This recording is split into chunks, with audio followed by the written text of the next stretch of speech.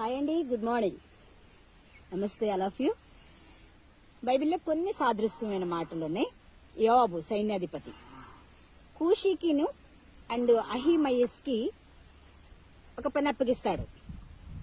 దావీదు కుమారుడు అబ్షాలోము చనిపోయాడనే సంగతి సమాచారాన్ని తీసుకెళ్ళమంటాడు.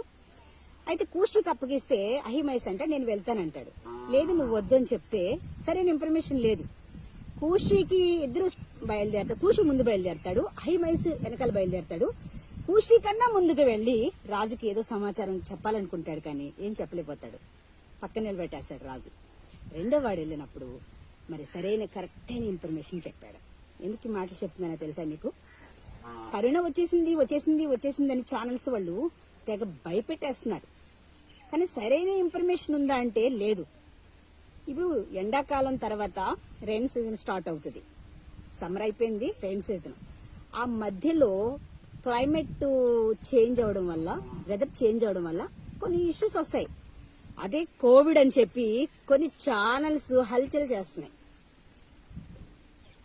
వాళ్ళు తాగిన నీరుని బట్టి, వారి లైఫ్ స్టైల్ని బట్టి కామన్ గా కోల్డ్ అనేది ఉంటుంది కదా ఎక్కడో ఇతర దేశాల్లో. ఇంకొక విషయం ఏంటంటే, కరోనా అనేది 2-3 సార్లు, ఇంకా అది న్యూ ఏం కాదు, అదొక డిసీజ్ స్టార్ట్ అయ్యింది.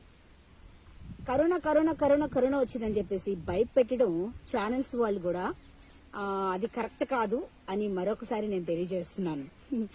ఎందుకంటే ఇప్పటివరకు దేవుడు మొట్టమొదటి మనకు ఆరోగ్యం ఇవ్వాలి, ఆయుష్ ఇవ్వాలి మనకి. నేను ఫస్ట్ వేలో కూడా నేను వ్యాక్సిన్ వేయించుకోలేదు, సెకండ్ వేలో వ్యాక్సిన్ వేయించుకోలేదు. అయితే దేవుడు నన్ను కాపాడుతూ వచ్చాడు. మీరు కూడా బిలీవ్ చేయండి, దేవుడు మిమ్మల్ని కాపాడుతాడు. ఏ కోవిడ్ కి మనం భయపడాల్సిన పనే లేదు. సో కొన్ని ఛానల్స్ వాళ్ళు తెగ భయపెడుతున్నారండి.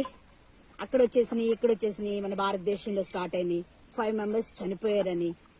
చనిపోతారు, అదొక డిసీజ్, అదొక అన్ని వ్యాధుల్లాగా అది కూడా ఒకటి స్టార్ట్ అయింది అంతే, ఊపిరితిత్తులకు సంబంధించిన వ్యాధి. సో దేనికి మనం వరి అవ్వాల్సిన పని లేదు. ముందు ప్రజల్లో భయం, ఆందోళనను తగ్గించుకోండి, అన్ని బాగానే ఉంటాయి. హెల్దీ ఫుడ్ తీసుకోండి, ధైర్యంగా ఉండండి. సో మాకు తెలిసిన వైజాగ్ ఫాస్టర్స్ చాలా మంది భయపడే చాలా మంది చనిపోయారు. నేను అదే చెప్తూ ఉంటాను, భయపడకూడదు. భయపడడం వల్లే చిన్న రోగమైనా పెద్దగా అనిపిస్తుంది. కాబట్టి భయపడకూడదు, ధైర్యంగా ముందుకెళ్ళిపోండి. ఏ భయపెట్టే ఛానల్స్ అసలు చూడకండి, ఎలా వస్తుందో అలాగే పోద్ది. ఓకేనా? Okay, thank you.